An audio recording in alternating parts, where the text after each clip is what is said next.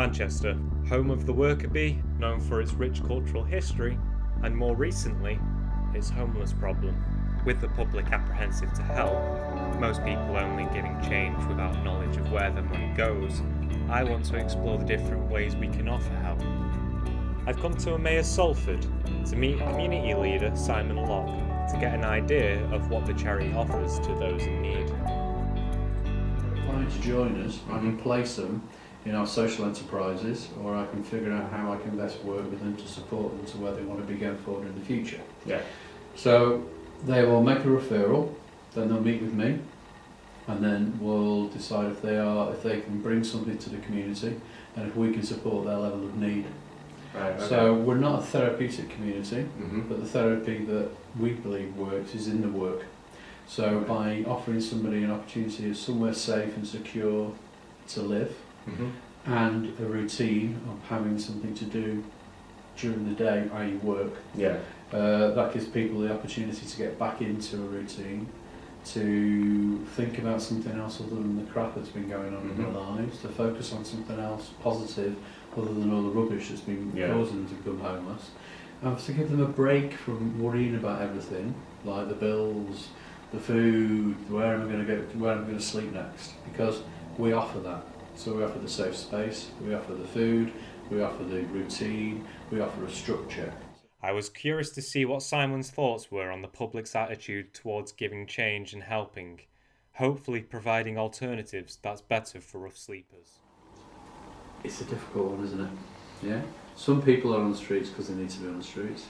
Some people are on the streets because they have been forced onto the streets, and some people are on the streets because they're making money out of being on the streets. Yeah. And you're always going to have that. You know, you're always going to have some people who don't need to be there, who are there. You're going to have some people who've got nowhere else to be. What I would suggest is buy people a coffee, or buy people, you know, don't necessarily give them the money. Give them something that you know that they can't. You know they can either drink or not drink. Yeah. They can either eat or not eat. Mm. If they've got a dog, why not buy them a tin of meat for the dog? Yeah. You know what I mean? So what I would suggest is, if you're worried about where the money goes, then find agencies. You can go on there's a website called Street Support. That's how I found you, because Yeah. they've also got the phone app as well. So you can put that money into somewhere like Street Support. You could give it to somebody like Emmaus, or there's other, if you're in Manchester or Salford, there's other agencies. So you've got Cornerstones in Manchester, you've got Barnabas in Manchester, you've got Loaves and Fishes in Salford, and all these different agencies do brilliant work, and they would welcome donations of money or clothes or goods. You know, if you wanted to support Emmaus Salford, we take donated goods in, and that's how we use those goods to raise the monies in to do our work.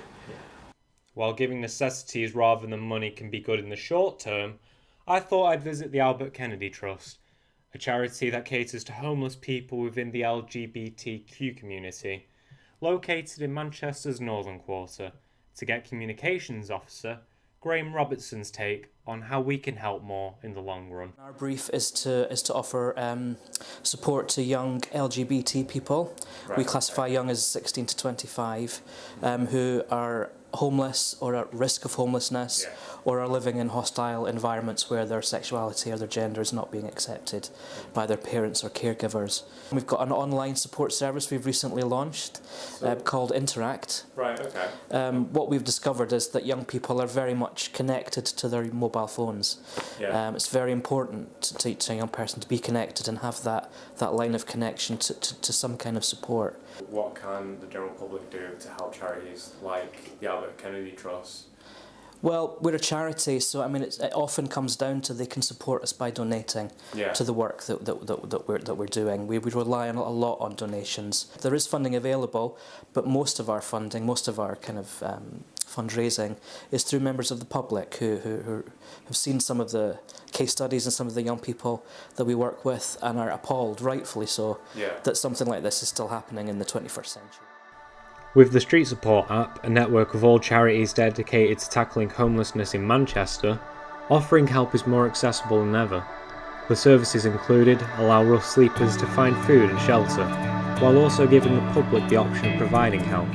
allowing people to donate securely whenever and wherever they can, creating a new medium providing help.